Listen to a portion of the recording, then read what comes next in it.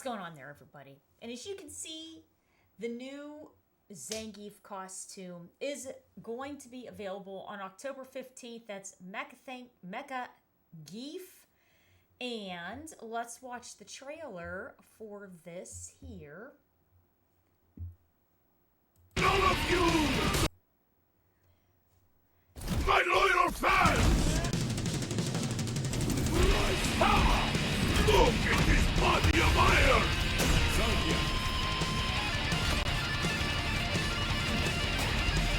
I'll take on all of you!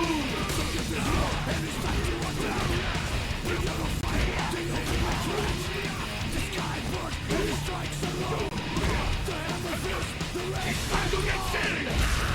This is your last ride! Let's go! Holy joy, Paris! Fire driver!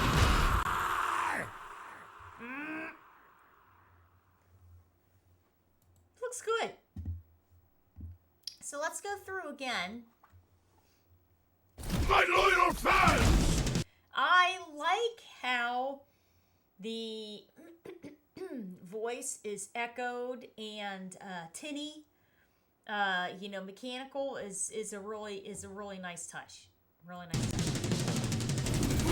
touch. And you can hear the metal going too. This body of iron! Now the funny thing is that we're gonna keep going through it, but this Robot Gief sound is more metal on metal, heavy clanking, right? So, and if we look at him, compared to the other ones, he looks like he's a lot more of smaller pieces all joined together. Whereas the other, previously, he would look like he's larger pieces of metal. I like his design. I think he looks really good. The first robotic Zangief was in Street Fighter 4. They had him in the background of Street Fighter Cross Tekken. In the space stage, he was floating past the window. And, everybody liked him. He's got a cool personality and everything. And then, people just really enjoyed the different adaptations of Robot Gief because of his popularity, and then people really like him for sure. Pile driver, absolutely. Now, I also like, we've also seen, different versions of Robot Gief, right? His face is a bit more bland. So you can see the idea of a beard here. You can see an idea of a mouth imprint, but it's not really there. The hint of a nose right around here, and this is a shield where his eyes would be.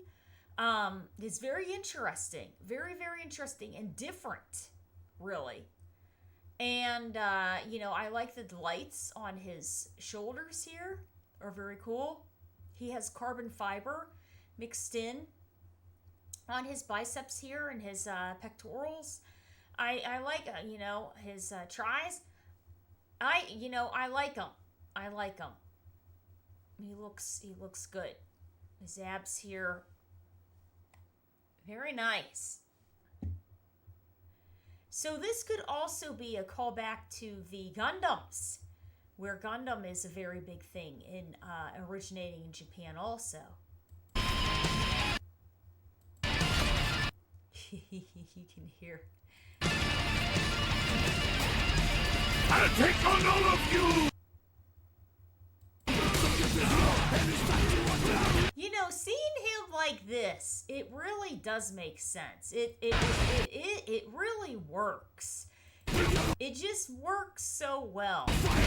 It just really works. It really makes sense. And it just doesn't seem awkward. It seems very natural. as unnatural as this is, it seems very natural, and it's just like it just fits. It just fits. Almost, I mean, Zangief himself is great. You know, he's cool. He's supposed to be a big guy, full of muscles and everything, and that's like, yeah, to a certain extent, right? But when you have something like this almost plays more to what our imagination would accept for being a giant robot scary guy, right? And he just really fits well. Really well. Look at that. Look at these details. Well done. He's got an air piston here. He's pneumatic. He's got pneumatic parts in here. Huh. He's full of hot air. That's funny.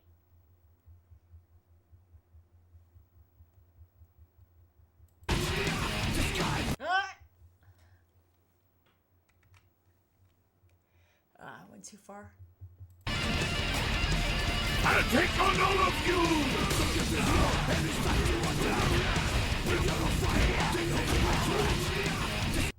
Well done. He looks great. He did a very good job with them.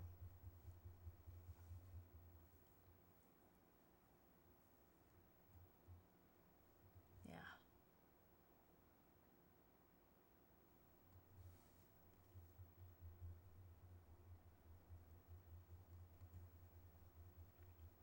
Well done.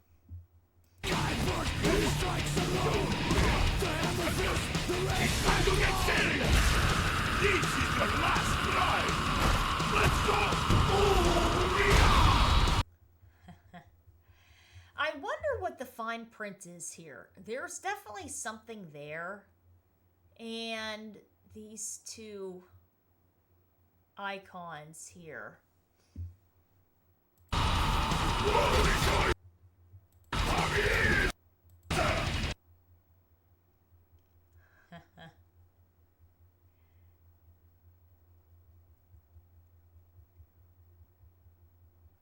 Well done. I like how he's red and blue. It's interesting. Good and bad.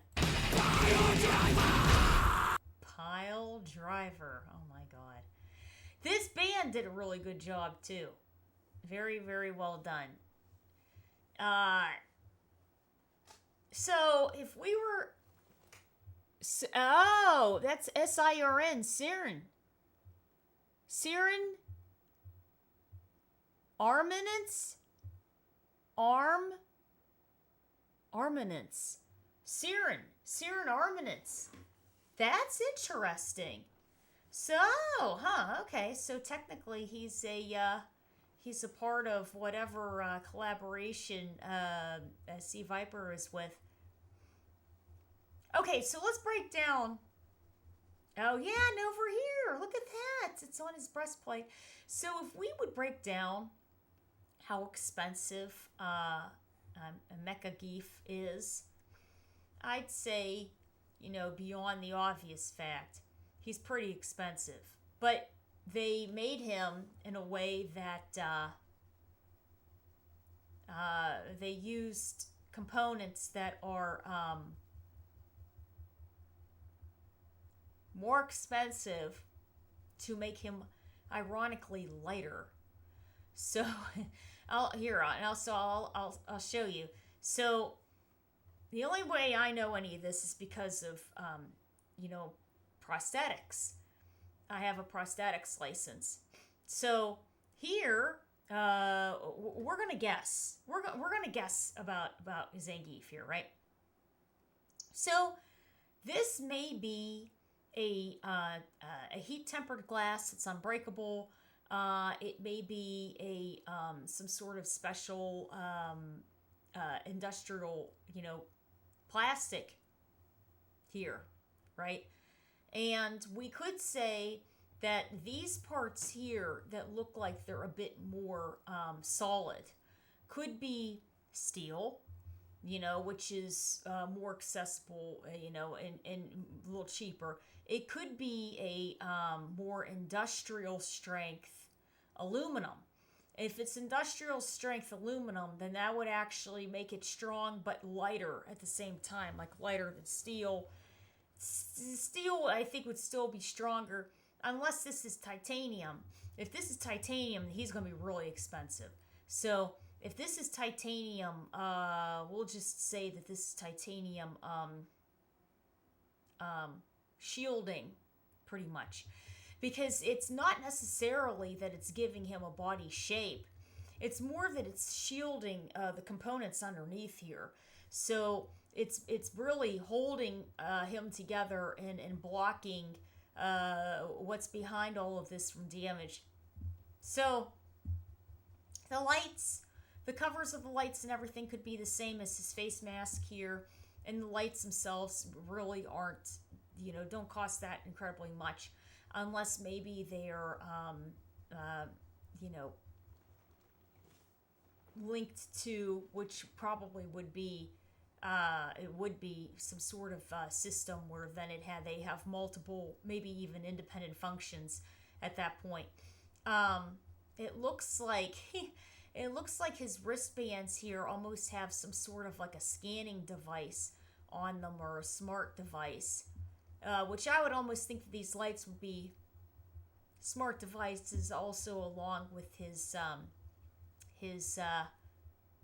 head. I wouldn't even call this an eye cover here because it looks like it goes the whole way back. It looks like it's more like a face, a head guard. Looks like it's also some sort of a smart device. It's some sort of scanner here on the side. Maybe a light bulb on the top of his head is sort of funny. Now this is all carbon fiber material, which is interesting. So in prosthetics, what we would do is we would buy this, and this isn't normally used. We would actually have to fill out additional paperwork and file it for the insurance companies to be able to use carbon fiber. And then if it's accepted, because it's a major upcharge to use it, then we would use it and layer it, and then we would put basically a plastic coating bag on top, and we would make it airtight, and then we would pour laminate in there and make sure that it all absorbed the laminate, and then it would harden, and then you would have a very light but strong prosthetic. Okay. This is carbon fiber. It's the exact same carbon fiber that we would use. The only difference is that this does not have the laminate, which means that well, you would never want to cut carbon fiber and be around it, because it would give you like little splinters. So it's like a woven fabric. And it's here to him. Well, actually, this is laminated carbon fiber here. So this is just regular carbon fiber. This is laminated carbon fiber. Yeah, it's expensive. It's expensive. And what's happening is that at least here we can see that it's covering. This would be, I'm guessing, because it looks like it would be a pile of cords, and it looks like it's cords heading up, what his neck would be, right? So they want something that's movable and flexible there. And but the funny thing is, it can hold everything in place, and it can handle, like, maybe, just to say, it can handle maybe a knife going like this. But if you had a samurai sword going like that, you could probably hit it pretty hard, and then it'll start to break through. But it's very good. It's very good because it's durable and it's light and everything.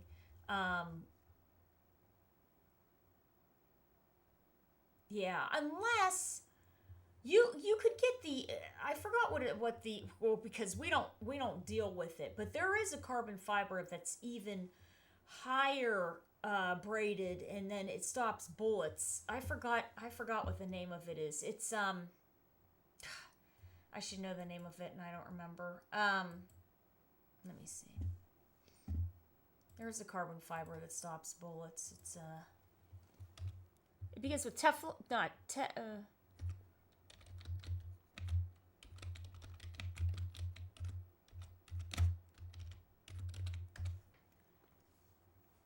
it's Kevlar.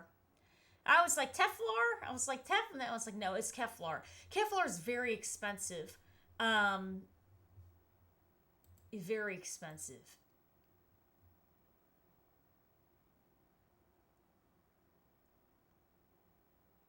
So really, if he's built out of Kevlar, it makes him even more expensive. But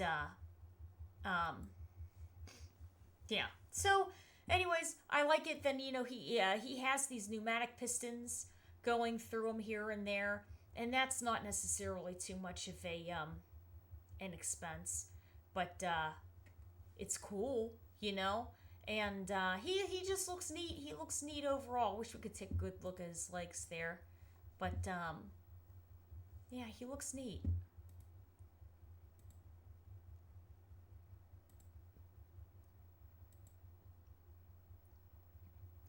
I would guess if he's a robot meant for destruction, that this is probably Kevlar because they wouldn't have carbon fiber. Carbon fibers, you can use layers of carbon fiber on motorcycles, on cars, things like that, prosthetics.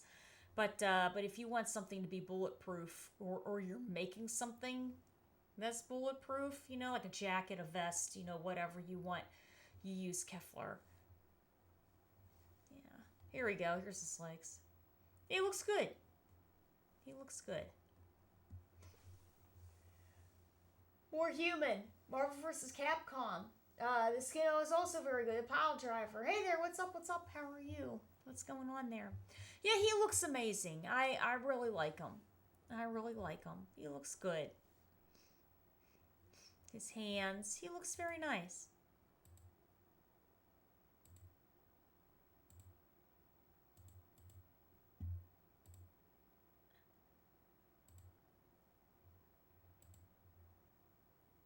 Pile Driver by Cavalera Conspiracy.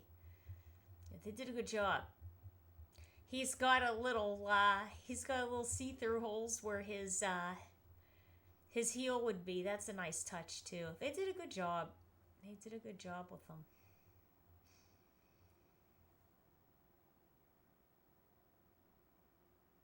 Yeah, very nice. Yeah, he looks great. He's a great addition. There's something about him that people just like.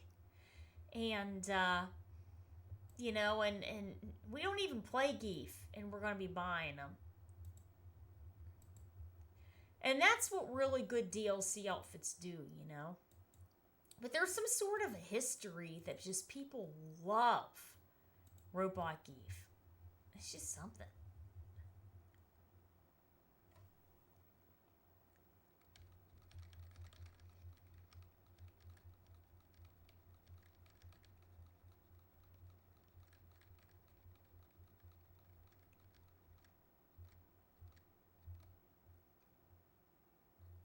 Huh. The interesting thing is that they made him even more, more human. He's not even here. He has his left arm up higher than his right. That's just so interesting.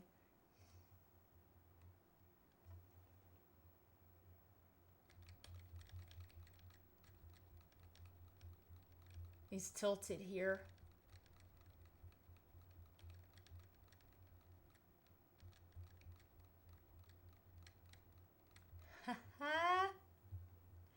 Good for him. Very nice. Well done. He looks great.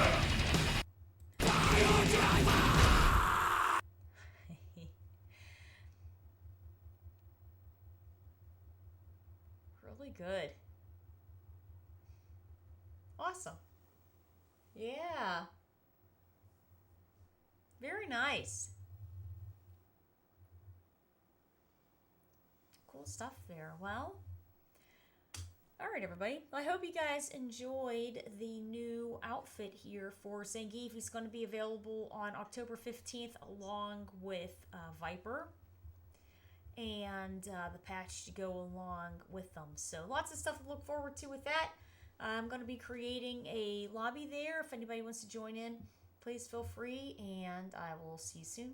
Bye.